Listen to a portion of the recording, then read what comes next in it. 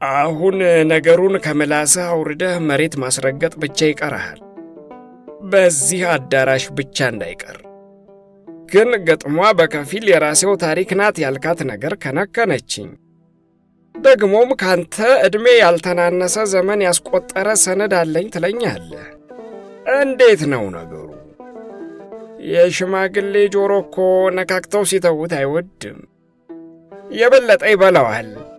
እንዲያው አጣዳፊ ጉዳይ ከሌለ በደንብ ብትኮረኩርልኝ አሉና በፈገግታ የጎንዮሽ አይተውት ሲጋራቸውን በጫማቸው አድፈጠፈጧት።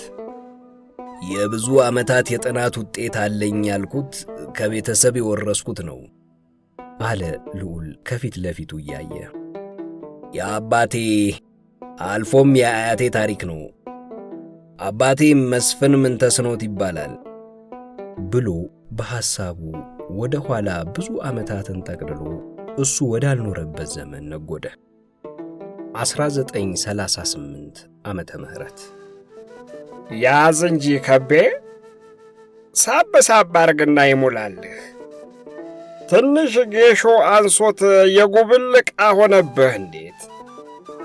ግድ የለህም አትናቀው። ቶሎ አቅል ስለማያስት ጨዋታ ያረዝማል አሉ አዛዥ ምንተስኖት ሁለት ሰው በሚያስቀምጠው ባለመከዳ የጠፈር ወንበር ላይ ከጎናቸው የተቀመጡትን ፊት አውራሪ ባልንጀራቸው። ፊት አውራሪ ከበደም መች ለቀኩት ብለህ ነው አሉና ብርሌያቸውን አንስተው ሊጎነጩ ካሉ በኋላ ነገር እንደገባው እኔ ምልህ ግን ምንተስኖት፣ እንዲያው ነፍስህ ላይ የቃጣብህ ሰው በቃ ዳናው ቀልጦ ቀረ? በቆየ ቁጥር እየተረሳ መሄዱን ሳስብ ይከነክነኛል። ቁስልህን መነካካት ይሆናል ብል ነው አጥብቄ ያለመጠየቄ እንጂ አንተ ብትረሳው እንኳን እኔም ረሳው እንዳይመስልህ። እኔ እያለሁማ ደመ ከልብ አትሆንም። ለማኝ ሳያራ መንገዱን አጨቂጦት ያየሁትን ያንተን የወንድሜን ደም እንደምን ረሳዋለሁ? እኔ እንደገደለህ ነው የምቆጥረው። ተኩሶ ቢስትህ እንዳልገደለህ ነው ያለ ባላገር አሉና የብርሌውን አፍ ከከንፈራቸው አዋደዱት። አዛዥ ባልንጀራቸው በሞቅታ እንደደነፉ ባያጡትም ፊታቸው ቅጭም አለ።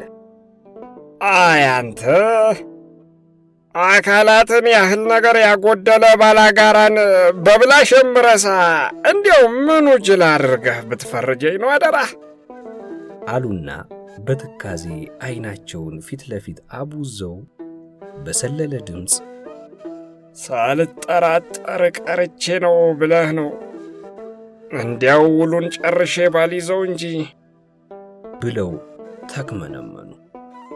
ፊት አውራሪም ደህና እርሾ ታለህማ እናፍታታዋለን፣ እንዲያው ባውላላ ሜዳ ላይ የወደቅን መስሎኝ ነው አሉ አዛዥ የጠረጠሩትን እንዲነግሯቸው በማውጣጣት። አዛዥ ግን ዝም አሉ። ፊት አውራሪም ማውጣታቸው ውድቅ መደረጉ አሳፈራቸውና መልሰው ተጠርጣሪውን ለማወቅ ያን ያህልም እንዳልጓጉ መስለው እኔማ ጉም መዝገን ቢሆንብኝ ጊዜ ሰላቢውን በሌባ ሻይ እናውጣጣው ብዬ ላማክርህ ነበር። ያው ሌባ ነው በማለት ነው። የእግርህን ጅማት ሰርቋል። ጃንሆይም የሰውነትን ጸጋ ይጋፋል ብለው የሻሩትን ልማድ ላንተ ሲሆን ቢያይሉም ነበር ብለው ቀልደው አዛዥ እንዲስቁ በመጠበቅ ራሳቸው ስቀው አበረቷቸው። አዛዥ ግን ለአመልም እንኳ ጥርሳቸው አልታየም። እዚህ ላይ ፊት አውራሪ የቀልዳቸውን ትክክለኛነት ተጠራጠሩ። አዛዥ አንተ ምን አለብህ የአካል ጉድለቴን መቀለጃ አረከው አይደል የሚሏቸው መሰላቸው። ዝምታቸው አስጨነቃቸው። አሁን የአዛዥን ጨዋታ የሚመልስ የማያዳግም መውጫ እንደሚጠበቅባቸው አሰቡና የሆነውስ ሆኖ እንዲያው ምን አንጎሉ የሳተ ጠጋበኛ ቢሆን ነው ባንተ በጃንሆይ ባለሟል ላይ እጁን ሊያነሳ የደፈረ በል ብለው ደነፉ። ተሳካላቸው። ነገሩስ በቀጥታ እኔ ላይ ያነጣጠረ አይደለም በማለት አዛዥ ተነፈሱ። ስትል አሉ ፊት አውራሪ ግራ ገብቷቸው። ከቤ እንዳትደነግጥ እንጂ ነገሩ ያንተም የኔም ጉድ ነው። የወንድምህ ቢልልኝና የሌሎች አእላፋት ሁሉ አሉ ዝቅ ባለ የመርዶ ነጋሪ ድምፅ። ፊት አውራሪ ደነገጡ። የሸተታቸው ነገር ሳይኖር አይቀርም፣ ግን የጠረጠሩት ባልሆነ በሚል ተማጥኖ ውስጥ ሆነው አዛዥን አፍጠው ያዩአቸዋል። አዛዥም ቀጠሉና አፈነዱት። የሰነዱ ጉዳይ ነው እኮ ከቤ፣ የእነዚያ የሽፍቶቹ ሰነድ፣ የእኛውም ጉድ አሉ የመጨረሻዋን ቃል ለመጨመር እየተናነቃቸው። እኮ ምን ተፈጠረ? አዛዥ አንገታቸውን አቀረቀሩ። ወሰዱት ከቤ፣ ወሰዱት። ገደሉኝ ስላቸው አቁስለው ወሰዱት። ፊት አውራሪ እጤያቸው ዱብ አለ። መርዶ መብረቅ ሆነባቸው። ለአፍታ ቃላት አልሳካ አሏቸው። ከዚያም ድባቅ በተመታ ድምፅ ቃላቱን እየጎተቱ አይ ምን ተስኖት፣ ሁላችንም ሞተናል አትለኝም? አንተም እኔም ሌሎቹም ብዙዎቹ። ረግ ለካስ ገዳዩ አንተ ኖረሃል። ግዳዮችህም እኛው። በጣሊያን ጊዜ ከገደልኸውና ካስገደልኸው ሽፍታ ይልቅ አሁን ብዙ ገደልክ። ከአርበኞች ውስጥ ተርፈን ቆይተን ነበር። አሁን ግን በገዛ እጃችን ተቆረጥን። ክፉ ግብሬን፣ ወራዳው ስሜን ቀበርኩት ስል እያሉ ለራሳቸው በሚመስል አነጋገር ተብሰለሰሉ። ነገሩማ እኔም ለዘላለም ድራሹን አጠፋሁት ብዬ ነው የተበላሁት። ላቃጥለው በማታ ከግቢ ግምጃ ቤት አውጥቼ ይዤው ወደ ቤቴ ስቃረብ ነው ሰላቢው ብሽሽቴን በጥይት መትቶ መዝገቡን ይዞ ሄደው። እዚያው ግቢ ጉያዬ ስር ያለ ጆሮ ጠቢ ሹክ ብሏቸው ሳይሆን አይቀርም ጉድ ያደረገኝ አሉ አዛዥ ጣልቃ ገብተው። ፊት አውራሪ ታሪኩ ብዙ ግድ ያላቸው አይመስሉም። በራሳቸው ዓለም እየናወዙ አይ ስናምንህ ምን ተስኖት፣ ፈጥነህ አሻራውን እንድታጠፋው ተማምለን እንዲያው ይህን ሁሉ ጊዜ እንዴት በልብህ ያስከው አደራህን? እኛ ሞኞች በቁም መሞታችንን አናውቅ፣ አለቀ ደቀቀ ብለን ተኝተናል። ከልጅ ልጆቼ ታቆራርጠኝ። በእነሱ ፊት ምን አድርጌ ያስተባብላለሁ? በስሜ ለመጠራት ሲያፍሩ ሊኖሩ። ምን ነው ፈጣሪ እርሜን ብስት ክደቴ 1000 ዘመን አሳደደች።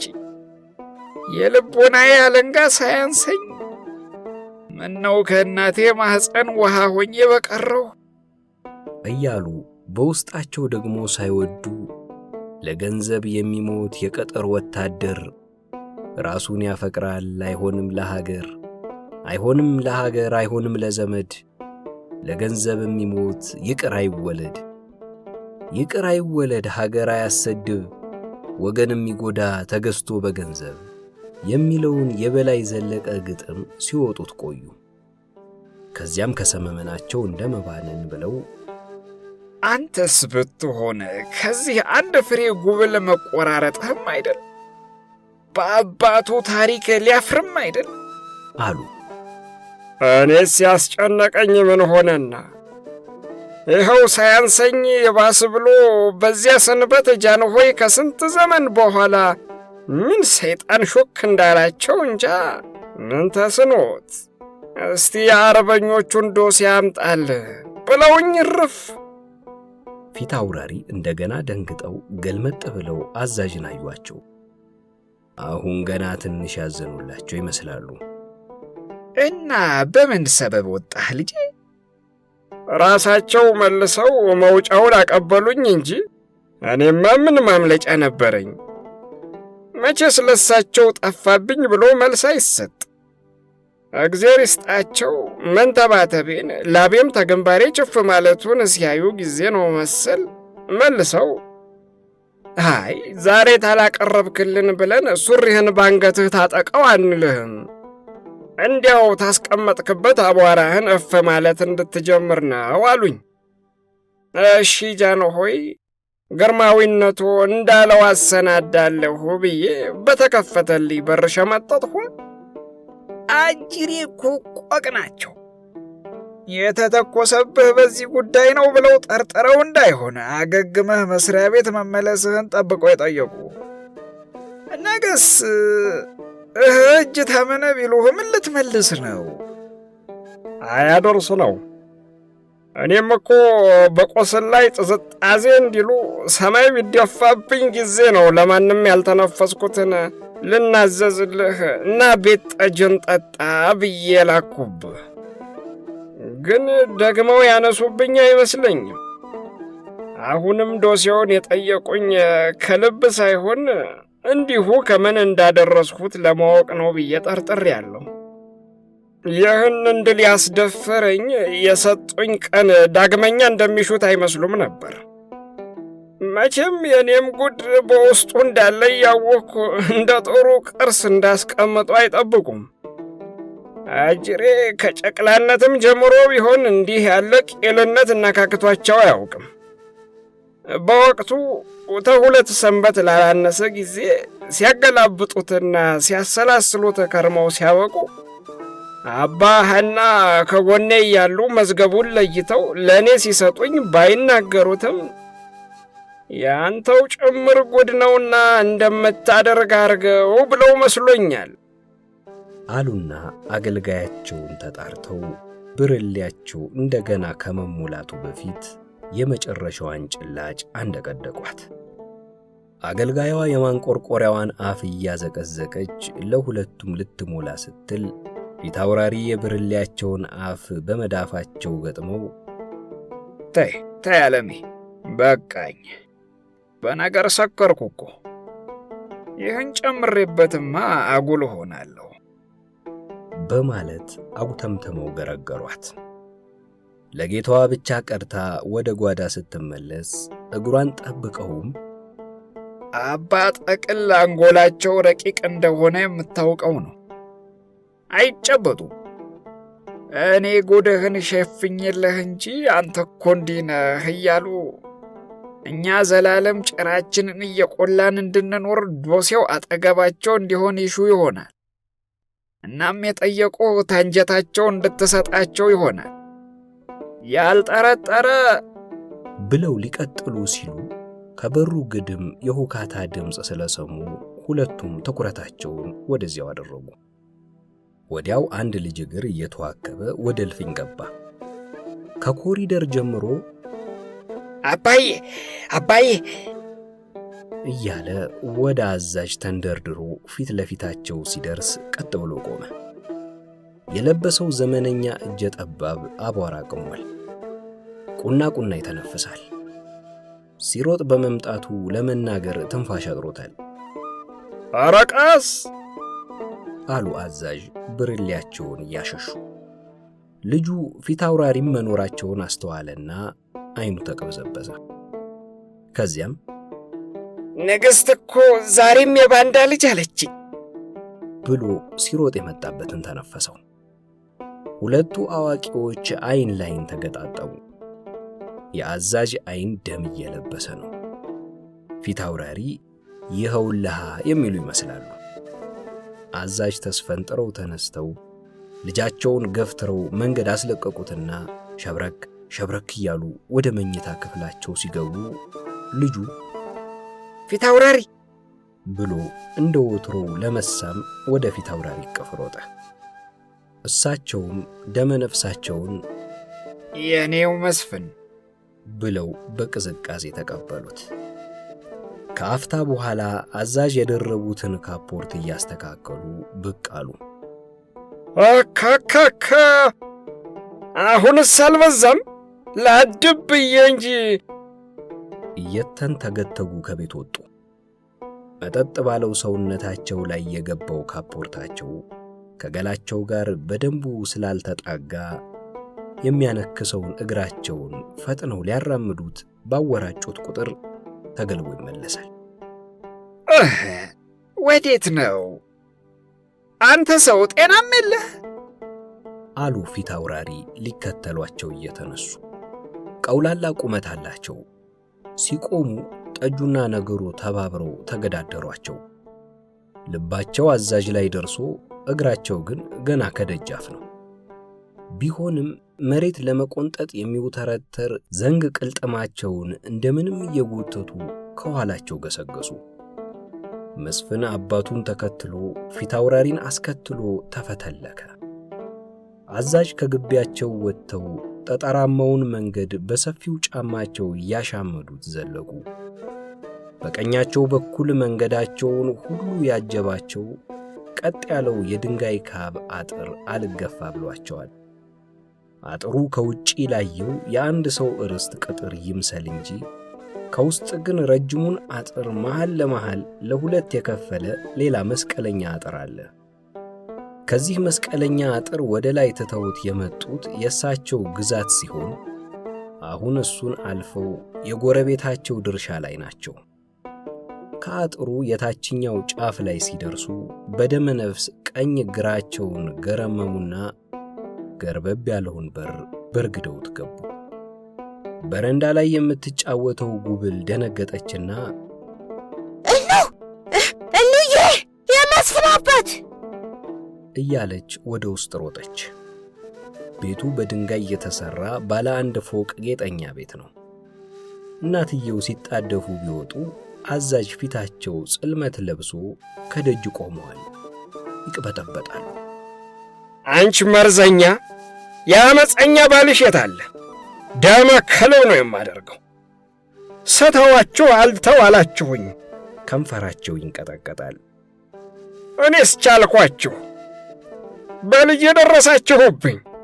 ከዚህ ወዲያ ምን ቀረኝ? አሉ አዛዥ። ሴትየዋ ከድንጋጤያቸው መለስ ሲሉ የፈሲታ ተቆጢታ ቻልኳችሁ፣ ደሞ አንተ ነህ ቻዩ፣ እኛም አገርም ቻለህ እንጂ እያሉ ሲንጣጡ የአዛዥ ምላሽ በአንድ አፍታ ዝም አሰኛቸው። አዛዥ የቀኝ እጃቸውን ወደ ግራ ብብታቸው ላኩና ከካፖርታቸው የውስጥ ኪስ ሽጉጣቸውን መዘዙ። ሴትየዋ ባለማመን አይናቸውን በልጥጠው ያዩአቸዋል። ይህ ሰው ጨክኗል እንዴ? አዛዥ እሳቸው ላይ አነጣጥረው አንቺ ሴት አታስችኝ፣ እኔ ላንቺ አልመጣሁም፣ ሴት ላይ ተኩሼ አላውቅም አሉ። ድምፃቸውም ሽጉጡን የያዙበት እጃቸውም ይንቀጠቀጣል። በዚህ መሃል የቤቱ አባወራ ትርምሱን ሰምተው ሲወጡ አንጎላቸው ያዩትን ነገር ለማፍታታት የቸገረው መሰሉ። ከሚስታቸው ኋላ ሆነው በገዛ ደጃቸው ውስጥ ከፊት ለፊት አዛዥን ከነሽጉጣቸው ሲያዩ ግራ ገባቸው። ልጃቸው በፍርሃት ሮጣ እግራቸው ላይ ስትጠመጠም ገፋ አድርገው ወደ ውስጥ አስገቧት። ምን ተስኖት አንተ በሴት ላይ ሽጉጥ? አረ በስላሴ! አረ አባትም አይደል? አረ የወንድም ወይ አይደለም አንተ? አሉና ባለቤታቸውን ወደ ኋላ ጎትተው እሳቸው ከፊት ሆኑ። ይኸውን ያለሁ አይደል? እንዴት እኔው ላይ ተኩስ እንጂ ይኸውን የወንዱ። መቼም ይቺ ሀገር ከጠላት የተረፉ ወንዶቿን እያደኑ መግደል ቁም ነገር ብለዋለች። እፉኝት ምድር የማኅፀኗን ጀግኖች መልሳ ምትበላ። በል እንግዲህ እሷን ገለህ ለስምህም ስለማይበጅ እኔ አለሁልህ። እኔ በስቅላት ከተገደሉ በቁምም ከተዋረዱ ጀግኖች በምን እበልጣለሁ? ሲሉ በእያንዳንዷ በሚያወጧት ቃል ፍጹም እየረኩ ይመስላል። ፊታቸው ፍጹም መረጋጋት አለው። በባለቤታቸው መምጣት የተደፋፈሩት ወይዘሮም ተወኝማ፣ ደሞ የትኛው ስሙ ነው? እኔ በቋለሁ እንጂ ደሞ ለዚህ ድሮስ መቼ ተወንዶች ሜዳ ውሎ ያውቃል? የሱ ሙያ ይሄው ነው። የመንደር ጀብደኛ እያሉ የተነጠቁትን የፊት ቦታቸውን ሊያስመልሱ ከባለቤታቸው ጋር ታገሉ። ሽመላሽ እሷን ሴት አንድ በላት። እኔ ላንተው ነው የመጣሁት። እኔ አልበቃ ብዬህ በአንድ ልጄ መጣህ። ስተውህ አልተዋልክኝ። አባትህ ባንዳ ነው እያልክ ተዘሬ ልታቆራርጠኝ በጨቅላ አንጎሉ መርዝህን ትተክላለህ። ከዚህ ሞት ይሻለኛል። ግን አብረን አፈሯን እንቀምሳታለን እንጂ ብቻዬን አይደለም አሉ አዛዥ ኢላማቸውን ወደ ባልየው እያስተካከሉ። ይህን ጊዜ ሴትየዋ ደንገጥ ብለው ለመሰለል ወደ ጎናቸው የጎሪት ሲያዩ የባለቤታቸው የተቆጣ ፊትና ግልምጫ ተቀበላቸው። ግን ወደፊት ለመምጣት በየመሃሉ ከባለቤታቸው ጋር መታገላቸውን አላቆሙም። ለአፍታ አይለው ከፊል ሰውነታቸው ከባላቸው ሲቀድም በግብግቡ ያሸነፉ መሰሉ። ገፍተው ያገኟትን ድንበርም ላለማጣት ይውተረተራሉ። ባላቸው ከጎን ሁለት እጆቻቸውን ይዘው ወደ ኋላ እንዲቆዩ ይጎተጉቷቸዋል። ምን ይሆናል? አፋቸውን ግን ምንም ሊያደርጉት ሳይቻላቸው ቀረ። ስም አንተ፣ የወንዶች ወራት እኮ አለፈ፣ አመለጠ። እንግዲህ ምን ትሆን? እዚህ ምድጃ ለምድጃ በመርመጥመጥ አይመለስ አሉ ሴትየዋ። አዛዥ አሁን የምር ሰከሩ። በዚህ ቅጽበት በአእምሮአቸው በአንድ ጊዜ ብዙ ነገር ተጉላላ። የጃንሆይ የተቆጣ ፊት፣ ወህኒ፣ የአርበኞች በቀል፣ ያላባወራ የሚቀሩት ልጃቸውና ሚስታቸው፣ ሌላም በውል ያለዩት ሁሉ ሐሳብ እንደ ቀስተ ደመና ብልጭ እያለ ያልፋል። በዚህ በኩል ደግሞ ሽንፈት ሰቅዞ ይዟቸው እንዲህ ተዘልፎ መመለስ ውርደት ሆኖባቸው ምን ነው ስንቦጃቦጅ ባልመጣው፣ እንዲያው ምን ክፉ ገድ ከዚች ሴት ገጠመኝ፣ ወይ ምን ስመጣ ድራሿ በጠፋ ኖሮ ጦሰኛ። እሱን እንኳ አስፈራርቸው መለስ ነበር። አሁን ግን እሷ አዋርዳኛለች። እንዳነጣጠሩ ያውጠነጥናሉ። ቢሆንም እንዲህ ሆኜማ አልመለስም አሉና አንገታቸውን ዝቅ አድርገው ዓይናቸውን ጨፍነው የሞት ሞታቸውን ቃታውን ሳቡት። ሴትየዋ ሲጮኹ አቶ ሺመላሽ ወንዱ አባገስጥ ሲሉ የተደበላለቀ ድምፅ ተሰማ። ወዲያው ደግሞ ጸጥታ ሆነ። አዛዥ እንዳቀረቀሩ ዓይናቸው እየተቅበዘበዘ ከእጃቸው ሽጉጡን እየነጠቃቸው ያለውን እጅ በጨረፍታ አዩት። ኧረ ምን ተስኖት አንተ? ምን ቢሆን ወንድምህን? ምን ነው አንተ? ክፉ ጊዜ ታለፈ ወዲያ እያሉ ፊት አውራሪ ከኋላቸው ሽጉጡን ሲነጥቋቸው አላንገራገሩም። ኧረ እንካ እባክህ ጦሴን ውሰድልኝ የሚሉ ይመስላል። እንዲያውም ያለፈውንም ጄነክቶ ኢላማዬን አስቶኝ ይሆን ሳይሉ አይቀሩም በውስጣቸው። ቀና ለማለት ግን አልደፈሩም። አቶ ሺመላሽና ባለቤታቸው ልክ እንደተተኮሰ አንዳቸው የሌላቸውን ደህንነት ለማረጋገጥ ተያዩ።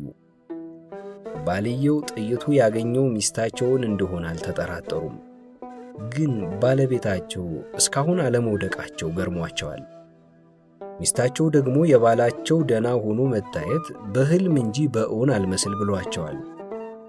ከዚያም አቶ ሺመልስ በረንዳው ላይ የድንጋይ ፍሽራኪ ሲንደባደብ እሱን ተከትለው ወደ ግድግዳው ቀና ቢሉ ድንጋይ እርስ በርስ ሲፋጭ የሚፈጥረውን አይነት ጭስ ተመለከቱ። አዛዥ ኢላማቸውን እንደሳቱም አወቁ። ባለቤታቸው በድንጋጤ ማልቀስ እንደጀመሩ ሲያዩ እንደ በባነን ብለው አይዞሽ ደህና ነሽ እኮ እያሉ ደግፈው በረንዳው ላይ ካለ በርጩማ ላይ አሳረፏቸው። ከዚያም ድሮስ ፈሪ መቼ ዓላማውን አግኝቶ ያውቃል እያሉ ተስፈንጥረው ወደ ቤት ውስጥ ገቡ። ማጉረምረማቸው ጥርት ብሎ ጀምሮ እየራቀ ሄደ። ከከከ በመንደር ሳይሆን በበረሃ ስንቱን ጣሊያንና እንዳንተ ያለውን አፎድፋጅ አፈር ያስጋጠ ጓንዴ አለኝ። ያንተው ብርሌ ነው፣ ከቤት አይወጣም፣ ይስታል። የኔው ግን የለመደ ነው፣ ደም የጠገበ አይስትም። ወዲያው እሳቸው ጠመንጃቸውን ይዘው ብቅ ሲሉ ፊታውራሪ ከበደ አዛዥንና ከበሩ ስር ሆኖ ትዕይንቱን ሲያይ የቆየውን መስፍንን እየገፉ ከግቢው ሲያስወጧቸው ደረሱ። ፊታውራሪ ራሳቸውም የአዛዥን ሽጉጥ እንደያዙ ወደ ውጭ ሲወጡ አቶ ሺመላሽ ጠመንጃቸውን አስተካክለው ወደ በሩ ሲገሰግሱ አዩ። ከግቢ እንደወጡ በሩን እንዳይከፍቱት ከውጭ በኩል ስበው ያዙት። አንተ ሰው አደብ ግዛ፣ ሰውየውን መሳሪያውን ማርኬዋለሁና ተንግዲህ ደሙ በእኔ ነው፣ ጠብህም ተኔ ጋር ነው አሉ ፊታውራሪ በሩን ስበው እንደያዙ። ምን ይላል ይሄ? በሩን ልቀቀው እኮ ነው የምልህ። ደረሰብኝ እንጂ አልደረስኩበት። ደጄ ድረስ መጥቶ ብደፋው ማን ነው ተወቃሹ? አቶ ሺመላሽ በብስጭት መለሱ። መሳሪያውን በግራ እጃቸው ይዘው በቀኙ አይለው በሩን ሊከፍቱት ተቃረቡ። በክፍቱ ፊታውራሪ ይታዩአቸዋል። ከወጥ ጣውላ የተሰራው በር ከበረታው ጋር እየወገነ ሲጢጥ እያለ ብሶቱን ያሰማል። አሁን ገና ወደ ቀልባቸው የተመለሱት ሚስታቸው ሮጠው መጥተው ከኋላቸው ተጠምጥመው አላላውሳሏቸው። ከውጭ በኩል ደግሞ ፊታውራሪ ከበሩ ጋር እየታገሉ ሂዱ ፍጠኑ እያሉ አዛዥን ይቆጣሉም ያባብላሉ። አዛዥ ትንሽ ካንገራገሩ በኋላ ፈጠን ፈጠን ብለው መራመድ ጀመሩ። ቶሎ ከዚህ መራቅ የፈለጉ ይመስላል። ቁጣቸውንም አጸፋ ወደማይመልሰው መስፍን አዞረዋል። ብብቱ ስር የቁንጥጫ ያህል አፈፍ አድርገው አንተ እኮ ነህ ለዚህ የምትዳርገኝ፣ አፈር ብላና ተዋታና ካካኝ። እዚህ ቤት እየመጣህ አትለገብ ስልህ አትሰማ። አንተ የዚያች ልጅ እያሉ እያጉላሉት ወደ ቤታቸው አቀኑ። ከረጅም ትግል በኋላ አቶ ሺመላሽ በባለቤታቸውና በፊታውራሪ ተሸነፉ። በተለይ በባለቤታቸው። እሳቸው ትግሉን ትተው ከሚስታቸው ጋር ወደ ቤት መመለሳቸው እርግጥ ሲሆን፣ ፊታውራሪ በሩን ትተው እና አዛዥን ተከትለው ሮጡ። ከውስጥ ደግሞ ባልና ሚስት ተደጋግፈው ወደ ቤት ሲመለሱ ሴትየዋ ወይ ባለ ጊዜ ሹመት ሽልማቱ ቢቀር ሰው በቀየው እንዳይኖር አንተ እግዚአብሔር እውነት አለ ይሆን አልፈርዳል ህሳ የለም አንተም በእነሱ ወግነሃል እንጅማ እያሉ እንባቸውን ማዝራት ጀመሩ። ባላቸው ድንገት የተደገፋቸውን የሚስታቸውን እጅ ከጫንቃቸው ላይ አሽቀንጥረው በምሬት አንቺ ሴት እግዚአብሔርን ልቀቂው፣ ሚሰራውን ያውቃል። ስለ ራስሽ ተጨነቂ። እዚህ ነጋ ጠባ ይችን ጉብል እየበረትሽ ያን ምንም የማያውቅ በላቴና የምታሳቅቂ እሱ ባባቱ ወዳ ምን ቤት ነው? ታያት ትግጠሚኝ እያልሁሽ አስደፈርሽኝ። እንደ ዛሬም ተደፍሬ አላውቅ ቤቴ ድረስ። በቁጭት የመሳሪያቸውን ቂጥ መሬት አስመው የበረንዳው ጫፍ ላይ ቁጭ አሉ። ሚስታቸው እንባቸውን እየጠራረጉ አንተስ ከዚህ መንደር እንዳንጠፋ ርስቴ ገለመሌ እያል እያጉተመተሙ ወደ ውስጥ ዘለቁ። ልጃቸው ከበረንዳው ላይ ወርዳ ወደ ግድግዳው እየጠቆመች አባዬ አየኸው?